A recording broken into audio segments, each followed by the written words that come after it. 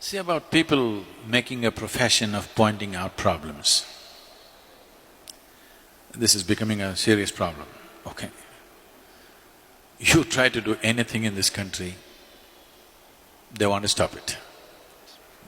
You want to build a dam, there's a protest. You want a nuclear project, there's a protest. Thermal project, protest. Windmill, protest. But everybody wants everything.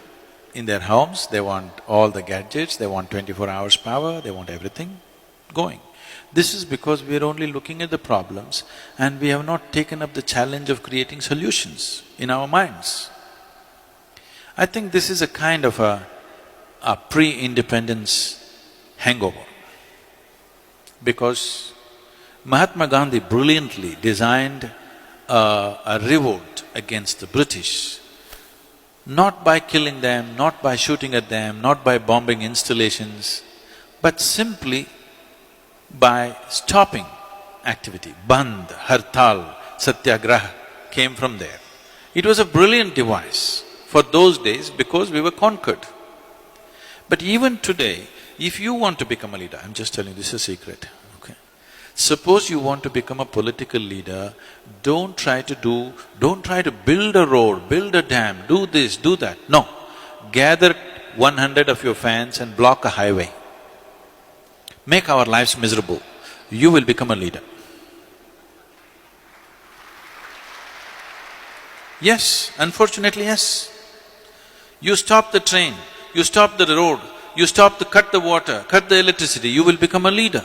If you make something happen, you will get ignored, of course. Making the nation go and making the nation stop are two different kinds of technologies. Mahatma Gandhi mastered the art of making the nation stop, and it was contextually the right thing to do for those times, because we were being ruled by somebody else. But we are still doing the same thing. State governments are demanding that they must have a right to call for a bandh. Bandh means closure.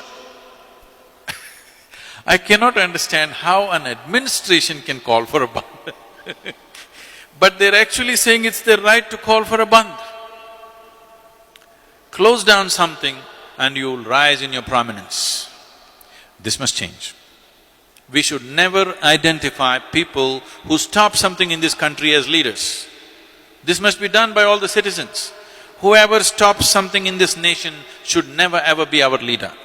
Whoever makes things happen in this country, he must be the leader, isn't it?